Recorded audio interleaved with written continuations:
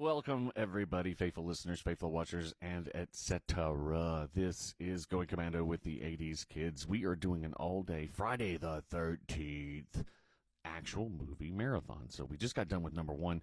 We said we were going to put out what we call the hot takes, which we've been calling that for a while. And we're just going to give a quick, let's say, synopsis and opinion. Movie review type thing. Yeah, no, sometimes we can go 30, 40 minutes just talking about a movie. And then when we go into series, that's when you get those 2-hour reviews.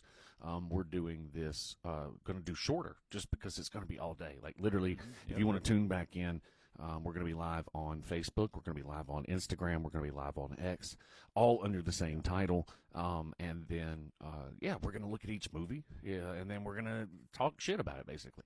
But we're going to do it in a condensed format. We know not everybody has all this time that we do on a random Friday. But because it's Friday the 13th, come on, we got to do it, right? So, in that, guys, our quick review of Friday the 13th, right? Do you want me to go over it, or do you want to go over it? Go ahead. All right, so basically, this is the nickel version, as my friend up in Maine likes to say. The nickel version. People are going to the brand new opening of the Camp Crystal Lake Playground. They're there. They're going to be counselors. They're there to, like, improve everything. However, mischief and death ensues. So basically, the entire movie is a setup to show you each of their individual deaths. Yeah, the counselors. The counselors' deaths. Campers never show. Yeah, the campers never even show up. And then we'd be remiss if we didn't say there's a little bit of bacon in your life. Yep, A little bit of bacon in this. And he didn't show up here like I promised, guys. No, he really didn't. He totally bailed on us. He did. Like, Bacon what's up? bailed. What's up with that? Bacon bailed.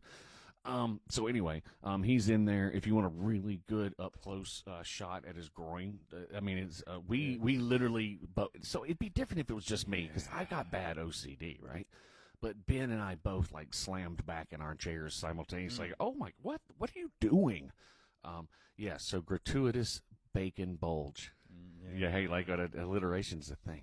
Anywho, so on a scale, let's say of 1 to 10, I'm going to be 100% honest with you, in case you're thinking about doing a movie marathon, and Friday the 13th is one of those.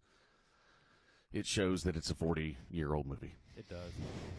If not for the fact that this is the one that just starts off the entire, 12 movies? 11 is what I thought, but I could be wrong. I'm not even sure. But anywho, it could, in my opinion, it doesn't even need to be in it. Oh, we can't, we're not going to spoil it. No, actually, this movie's been out for 40 years. Jason's not even in the damn thing. It's 43 years. It's his mom is doing all the killing, Yeah. which you find out at the end. And it is so 70s slapstick. It doesn't mean to be. I really think that they thought it's very comical. We were laughing it's hysterically comical. at times. The main heroine at the end, let's say, trying to escape Freddy's mom, and she's like ancient, and they're just battling back and forth with a machete. And then, the weird JR from Dallas, like, wake up scene at the very end where like it looks like a deformed kid. And don't forget the cop. Oh yeah. What are you guys up there doing? Oh my gosh, the hash. we found where Boomhauer got his inspiration from King of the Hill. We died. We had to stop the movie. We were laughing so hard because this cop comes up and he is trying his best to do what, James Dean or Dirty Harry or something. I can't even tell, but the shtick is so thick that it just takes you out of the movie altogether.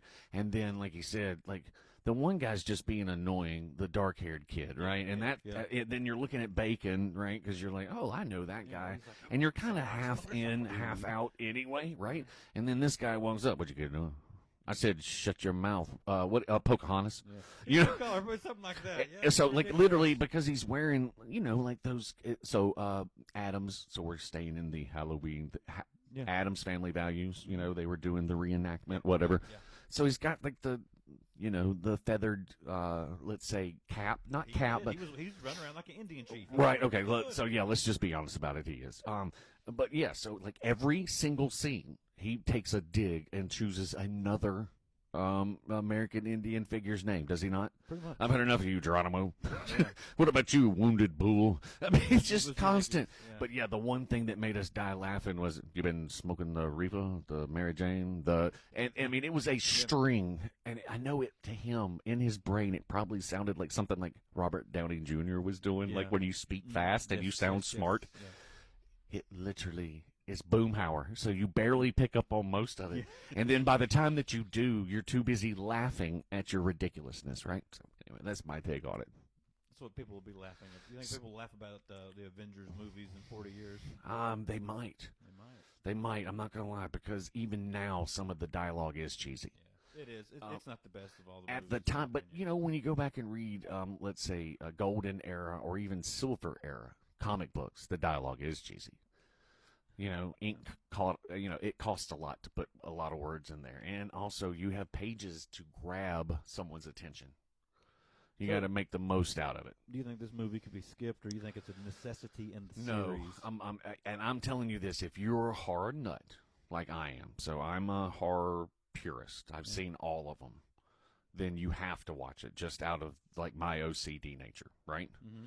However, if you are just doing something, let's say for a Halloween party, you know what I'm saying, Mm-hmm. or you want to do a movie marathon for Halloween, no, just go ahead and skip. Let's do our Skip it. rating scale this way. Skip this it. year, okay? This is our rating scales. For the Friday the 13th series, it's either going to be necessity or not a necessity. And the way I think it needs to be called a necessity is it needed to understand the true nature of the series, or is Ooh. it just fluff? That's a loaded question because the series changes so much based on the time. I know. Because if you watch the movie we're about to watch, there's a specific scene where you have to have watched the first one to even get it. So, personally, I much as I want to say skip it, I think you can watch it, but you can fast forward.